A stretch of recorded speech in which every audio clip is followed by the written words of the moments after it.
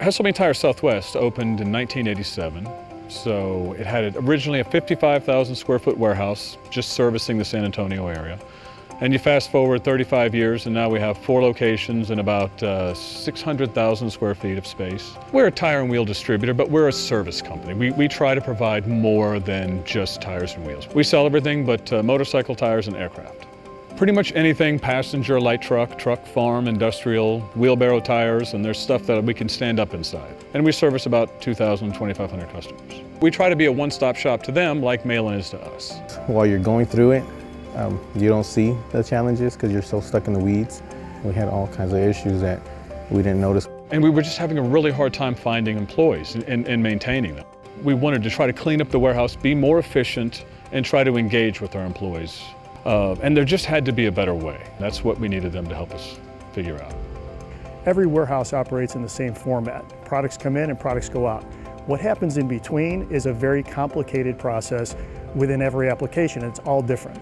And it's our responsibility to understand those things and try to find ways for those operations to be more effective in each one of those phases. I would describe Raymond Lean Management as a people development system focused on people first and process second. So when we go in and we're starting to look at how do we make a business better, it all starts foundationally with the people that do the work. It's a system that's designed for people to think and solve problems. So it started very small. We had trash that was just everywhere. Trash cans were full. Well, the dumpster's outside. It takes 15 minutes to load it up and to go around and well, why don't we just move the dumpster closer? And so by one small change like that, suddenly we were able to get the trash out. Everyone knows exactly what they need to do every day. And then a manager can walk by and see if it's red, then it's not done. If it's green, it's done. Then he goes and double checks the work is done and then signs off. Now they've got some standardized work. They say, hey, we're going to sit you down, we're going to go through, hey, this is how you unload a truck, this is what the result needs to be, and here's your responsibility in that. So it's very, very structured, the training now, versus kind of just ad hoc.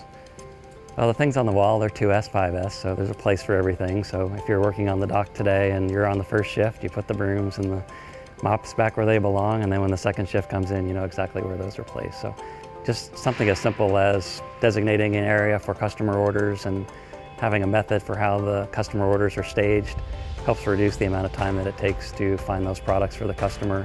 Take inventory very easily by walking in front of an aisle. You know exactly how many there are because they're all stacked to the same level. And then there's other small cost-saving measures that they helped come up with. Like we used to use shrink wrap to keep the tires from falling, and instead now we use cardboard slip sheets. Well, their cardboard is cheaper than shrink wrap. It's reusable, much less expensive overall. So little things like that they taught us that changed the day-to-day way we did our operations.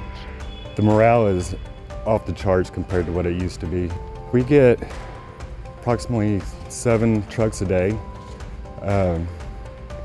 Before it would take every bit of 2 hours to unload it. Now it takes maybe 45 minutes to an hour. Now everything's where it's supposed to be, where the end customer gets what they order instead of, oh, we cannot find it. Since we started going down this road with them on the lean management side, we've become true intralogistics partners with them.